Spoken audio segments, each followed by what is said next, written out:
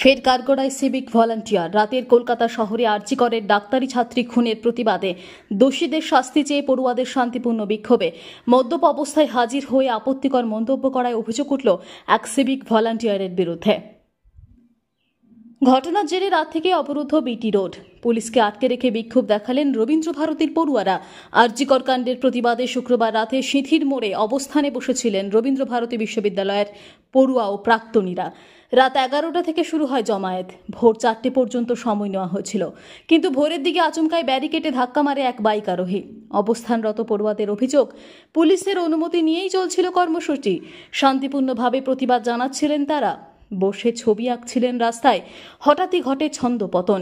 ভোর রাতে মদ্যপ অবস্থায় এক সিভিক ভলান্টিয়ার বাইক নিয়ে ব্যারিকেডে ধাক্কা মারেন। তারপরে গালিগালাজ করতে থাকে পড়ুয়াদের উদ্দেশ্যে। বাইকে লেখা ছিল পুলিশ। তাদের অভিযোগ, পুলিশ কোনো ব্যবস্থা না নিয়ে ওই ব্যক্তিকে বাইক নিয়ে পালিয়ে যেতে সাহায্য করেছে। অবস্থানকারীরা সিঁথির থানায় অভিযোগ জানান। ঘটনাকে কেন্দ্র করে তীব্র উত্তেজনা ছড়ায় সিঁথির মোড় অঞ্চলে। প্রায় 5 ঘন্টা ধরে চলে সিঁথির মোড়ে অবরোধ। শনিবার সকাল থেকে পুলিশ কর্মীকে ঘিরে চলে বিক্ষোভ। বেশ কয়েক ঘন্টা বিক্ষোভ চলার পর অভিযুক্ত সিভিক ভলান্টিয়ারকে গ্রেপ্তার করা হয়েছে বলে সূত্রের খবর। কলকাতা থেকে নিজস্ব প্রতিনিধির রিপোর্ট, টিভি নিউজ 10। ব্যারিকেড দেওয়া আছে, পুলিশ লেখা আছে। তুমি ড্রিঙ্ক করে রয়েছো, তুমি কি করছো এখানে? এখানে এতগুলো মেয়ে রয়েছে, দেখতে পাচ্ছ?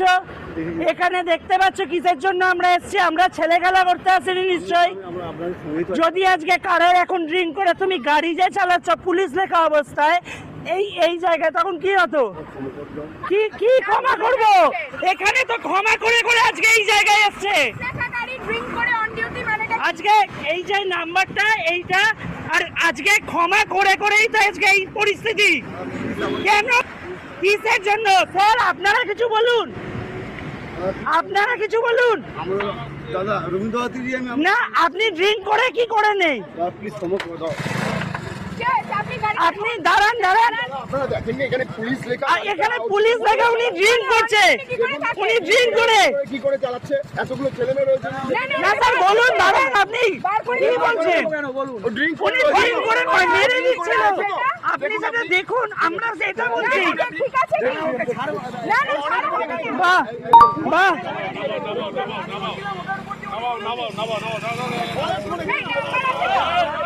বাহ স্যার, বাহ স্যার।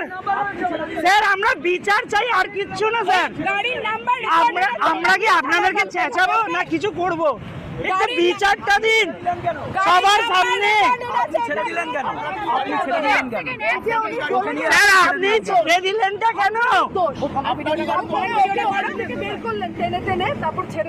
এইগুলো আপনাদের পাশেই বসেছিল, পুলিশ লেখা আছে ওখানে, আপনাদের দোষ।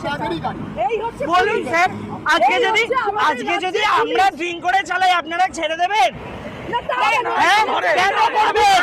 কেন করছেন? আইনের পথে রাখুন, আইনটাকে আইনের পথে রাখুন, আইনটাকে আইনের পথে রাখুন। আমরা আর কিচ্ছু চাই না।